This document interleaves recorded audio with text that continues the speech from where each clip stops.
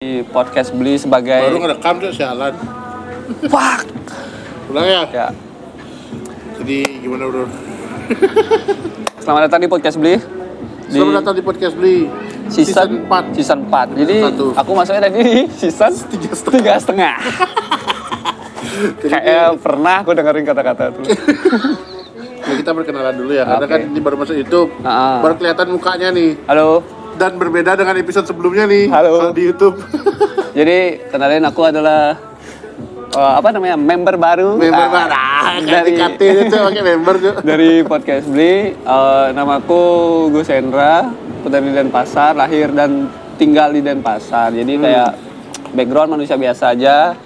Aku ketemu Mas Aka tuh di forum podcast. Ya. Waktu Komunitas Podcast Bali. Ya, di waktu acara G20 kemarin ya. Diundang sama Kemenkominfo ya. Ya, jadi yang lagi korupsi.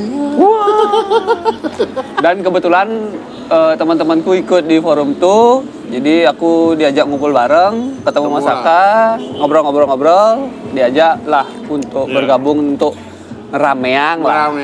Sebagai tukang ini aja. Gitu. Awalnya gitu ya, tetap intinya adalah di Saka lah. Enggak, jadi kan podcast Beli sebenarnya kan berdua gitu. Terus akhirnya yang satu Belinya lagi sibuk banget. Dan kita juga udah jarang ketemu. Karena pengen tetap jalan podcast Belinya. Karena bikin podcast sendiri ternyata nggak laku ya. Ya karena, bukan karena nggak laku. Dia ada satu podcast, kalau nggak salah namanya Fafi Bos. Aku dengerin dan aku bilang dia jelek. Langsung ya, nggak gimana kalau kayaknya masuk bareng aku. Oke, gimana kalau Kak K aja podcast Beli gitu. Ya, akhirnya. Karena gini tuh, soalnya udah jadi brand gitu loh. Keren gitu loh, podcast Beli tuh orang udah tahu. Apalagi dapat juara 3 kemarin. Iyalah, udah punya reputasi gitu. Jadi apa juara 3? Jadi tai. Kalah aja di juara 4 ya malah. Iya, ya kan beda lah orang kompetisi sama dunia nyata tuh berbeda lah. Ya, soalnya kita balik ke YouTube lagi buat ngebahas hal-hal yang asik-asik di Bali lah. Benar. Sekarang kan kayak kemana aja Juli Agustus ini kayak exhausted banget loh. Bali panas. Benar, panas banget. Lagi rame politik juga. Dan ini juga perbaikan jalan di mana-mana. Jadi buat teman-teman yang seputaran Denpasar, ya, jangan lupa pakai masker kemana-mana karena di setiap sudut tuh pasti ada perbaikan jalan. Enggak jalan sih, apa sih namanya, trotoar.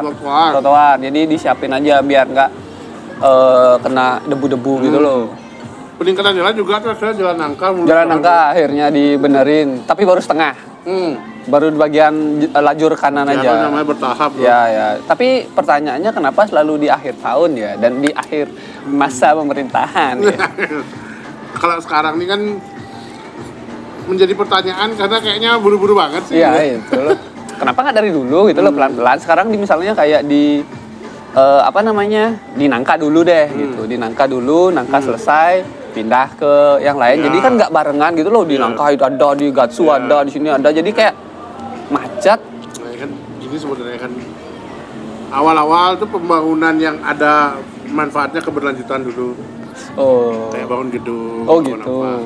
Tahu kan yang di pertigaan perempatan Soka tuh? Ya. Itu kan mau dibikin hub itu. Denpasar Hub.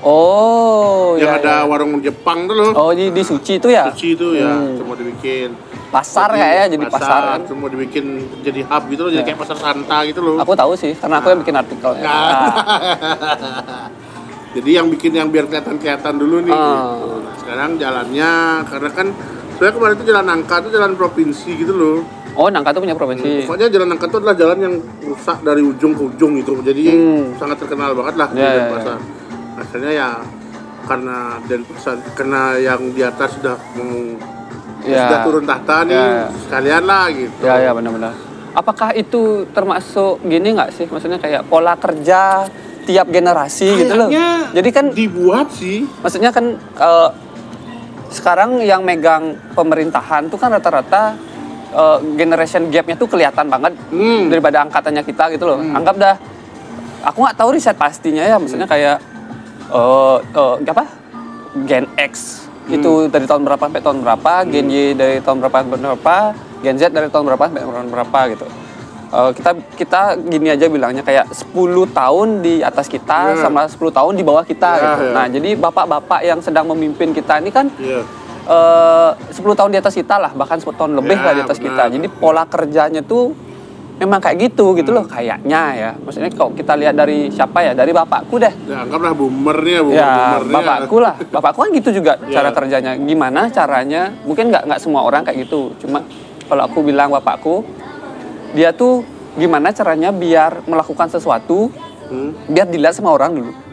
Ngerti nggak maksudku? Kayak misalnya mau bangun gini, biar dilihat sama orang dulu bagus, di luar dulu bagus, baru di dalam. Ya benar. Ngerti kan Ki? Misalnya kayak gerbang kayak dibenerin, habis itu kayak ya natahnya isi batu sikat gitu loh. Kayak bikin apa? Pusat kesenian Bali itu kan. Ya, itu contohnya kan harus kelihatan gitu. Ya, padahal kan kalau kita pikir-pikir alangkah baiknya kalau kita benerin dulu kayak akses jalan ke sana, kabel-kabel. Kan itu yang kenyamanan diri sendiri gitu loh, daripada gagah nih gedung barunya ini gagah gitu. Terdengar itu. Gagah nih gitu. Iya, itu sedangkan kayak perbaikan kabel, perbaikan apa itu kan adalah commonnya mereka, harusnya mereka kayak gitu. Tapi mereka nggak lakukan gitu. Itu udah nggak tahu tuh apakah itu ada pengaruhnya sama generasi itu loh. Mungkin generasi sebelumnya mereka nih, anggaplah kita ambillah boomer, Gen Y, Gen Z ya. Kita kan Gen Y nih, kita kan milenialnya nih.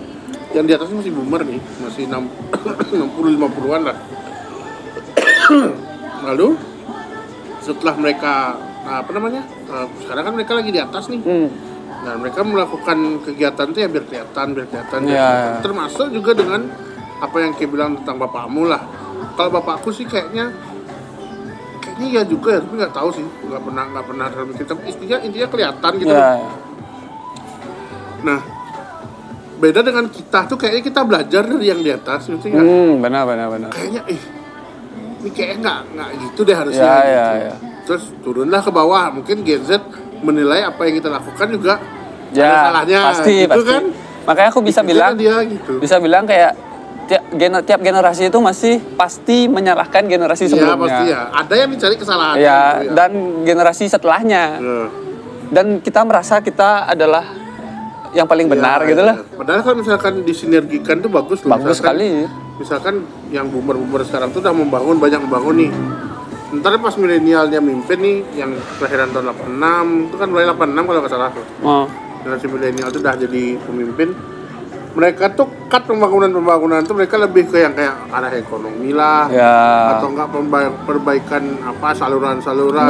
Benar. Maksudnya kayak anggap deh sekarang gorong-gorong yang masih muncul itu kan bahaya banget tuh di jalan loh. Iya benar sih. Ya kayak gitu-gitu dah, masa nunggu hancur dulu baru perbaikan. Ya betul. Aku kemarin kita Nusa Indah kan. Yang Bang Sri Parta tuh yang dulu gedung lama tuh itu ada ceglongan dulu. Sekarang tuh ceglongannya bukan diratain tapi dinaikin. Sama aja bahaya kalau ngebut. Kalau misalnya ngomong di luar pemerintahan juga kayak gitu sih, kayak contoh bapakku tadi itu kan di luar pemerintahan tuh gayanya emang kayak gitu. Terus tuh kalau di pekerjaanku juga orientasi apa namanya ya, outputnya itu beda gitu loh. Kok dari sistem kerja. Contohnya kalau generasi yang baru-baru sekarang nih, yang baru kerja tuh anggap dah tahun 2000-an lah gitu ya, udah baru mulai terjun ke pekerjaan gitu. Ada tamu guys. Jadi dia tuh kayak mentingin outputnya gitu loh. Nggak peduli nggak peduli dia sama prosesnya.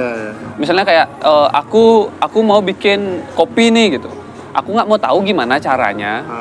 Yang penting kopinya ada gitu loh, dan ada rasanya gitu loh, dan rasanya emang kopi gitu. Kayaknya kejadian juga, kita sambut terus, kita duduk ya, jangan masuk frame-nya. Ya nggak apa-apa, tapi jangan dulu, ntar kita tik sebentar ya. Nah itu dah juga, kayak misalkan orang bikin kopi nih, kayak bilang tuh bikin kopi, oke bikin kopi jadi selesai kan gitu. Nah sekarang kan di bawah kita ini banyak banget yang bikin kopi, sampai mereka cari punya cita rasa kopi sendiri gitu loh. Artinya menurutku ada bagusnya perkembangannya tuh, trennya tuh pasti naik gitu. Itu udah. Kalau misalnya melek nih, maksudnya orang-orang yang misalnya kita merasa ada kesalahan dulu, kita nggak membuang itu 100% gitu loh, kayak ini pilih nih, tapi ada ada benarnya yang kita bisa ambil, cuma bagian ini kita cut, bagian ini kita cut, gitu maksudku. Nah, cuma gini sih, tak tahu kenapa ya, mungkin mereka juga ada, yang boomer itu juga pasti ada kayak sensinya sama generasi kita di bawah, generasi di bawahnya dia gitu loh. Sama mungkin kayak aku ngerasa kayak generasi di bawahku ini kayaknya, contoh ya, lemah gitu misalkan. Apa-apa mental health, apa-apa ini ya kayak dibilang sama Oza lah gitu ya.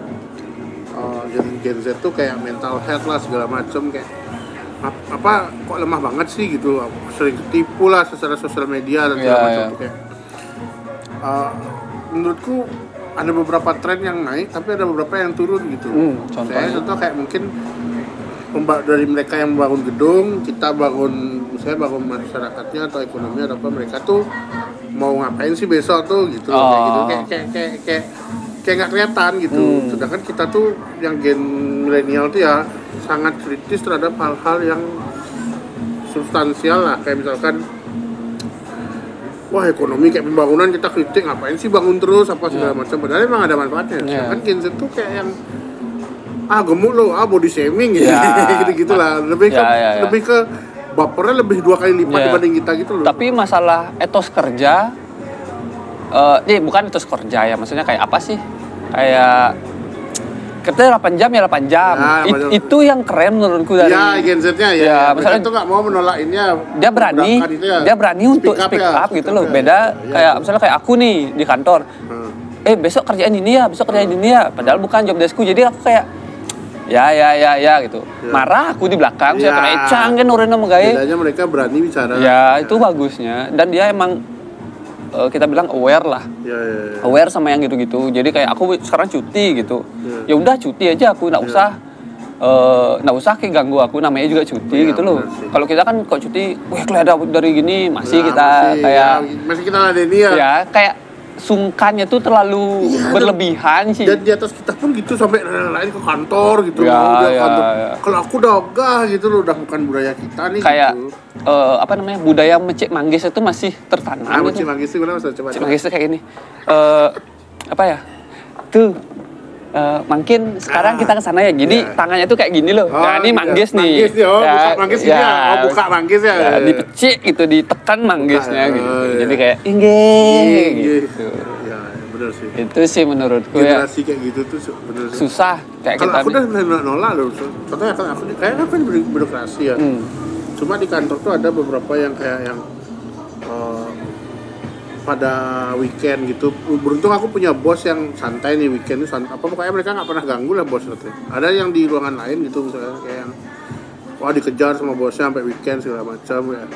Mereka ngeluh gitu loh, kadang-kadang capek segala macam, sampai mereka tuh sudah mulai berani kayak matiin nomor HP weekend apa gitu, kayak yang ya memang saatnya nanti ketika kita mimpin itu kita jangan kayak gitu. Ya, tapi kalau memang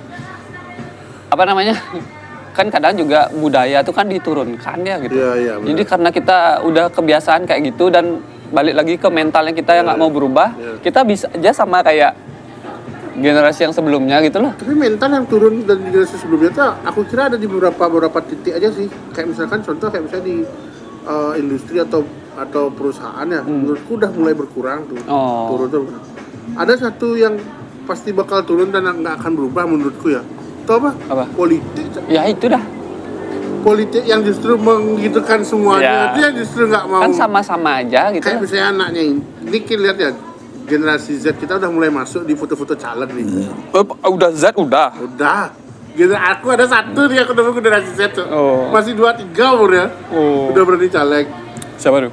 Ada pokoknya. Dan di Jakarta tuh ada William Sarana Aditya tuh. Orang PSI, dia lolos ke DPRD. Nah itu dia waktu kemarin itu 23, sekarang dia 27 umurnya. Itu kan generasi Z, generasi kita itu. Tapi dia umurnya tuh umur 23 gitu loh. Mungkin banyak yang tahu dan banyak yang berani sekarang. Tapi mereka itu masih tetap berada di anaknya siapa gitu. Masih diketein kasarnya gitu ya. Nah, makanya ini sekarang kan mumpung kita bahas generasi Z, kita rencana kan emang mau ngobrolin sama beberapa politisi tuh yang muda tuh pengen. Semoga nanti dapat. Ya waktulah atau kalian Kalau misalnya ada yang dengerin tuh, ini punya temen yang caleg mau ngobrol podcast beli, ayo ya, ngobrol gitu. Kanggoin tapi kanggoin ya ngerti lah ya gitu ya. Kita aja ngerekamnya masih pakai HP tempat kita nggak punya numpang di tempat orang. Kita sana munik aja, kita sana munik. Ajum deh. Apa namanya yang apa sih ada salah satu kritik yang bisa aku kasih buat generasi setelah kita nih loh. Misalnya pujian yang aku kasih kan udah tadi tuh, misalnya kayak dia tuh berani speak up, mau misalnya kayak memperjuangkan haknya dia gitu loh. Jeleknya dia tuh coba dikontrol dikit emosinya gitu. Maksudnya Ki bisa menyampaikan pendapatmu, cuma janganlah sampai kayak bahwa pendapatmu adalah yang paling benar juga, gitu. Ngapain gitu loh. Jangan sampai kayak gitu. Tidak ada yang mutlak di bumi ini. Etika lah. Etikanya, attitude-nya tuh dibenahi. Aku takutnya itu ya. Dulu tuh zaman ya kayak Masjid Manggis itu adalah suatu bagi mereka etika loh bagi orang yang buka Manggis ya tadi kayak begitu. Turun ke kita semakin mengikis kan. Jangan-jangan di bawah itu kayak kamu etika. Bisa aja karena mereka bisa aja semakin ke atas tuh kayak ini nggak penting nih, ini nggak penting nih, ini nggak penting. Jadi udah sosial itu udah berkurang. Cocok dah jadi kapitalisme nanti itu kayak wang, cang, cici, cang gitu. Kita aja udah merasa gitu nggak sih? Maksudnya kayak gini nok di rumah nok gitu misalnya atau di mana gitu. Bukan urusanku tuh. Jadi aku nggak mau lah ikut campur, padahal kalau kita tarik itu nanti bisa aja kenanya tuh ke kita gitu loh. Aduh. Ya kita cukupkan aja lah membicarakan gen ini. Kalau kita antara milenial sama milenial ini kayak kurang susah sebenarnya. Cuma kan kita ngasih opini kita, perspektif kita kerja sama orang ini. Inilah podcast Beli yang baru, mungkin kalian akan merasa aneh, kita nggak banyak lucu-lucuannya. Kita agak lebih serius. Kecuali nanti kalau ada tamu baru mungkin bisa lucu ya, karena kita memang nggak ngejar kelucuan. Ya siapa gitu misalkan nanti. Bisa aja, karena gini lagi lucu tuh tiap orang tuh punya mungkin aja yang kita obrolin lucu itu loh. Kayak nonton nih nanti ya tuh. Apa dia bilang sama orang-orang nih sih? Gak jelas klik lucu orang doang. Nah itu aja udah jadi lucu gitu. Lucu gitu bagi mereka. Ya ada itu aja. Sampai jumpa di podcast selanjutnya ya. Yuk, dadah.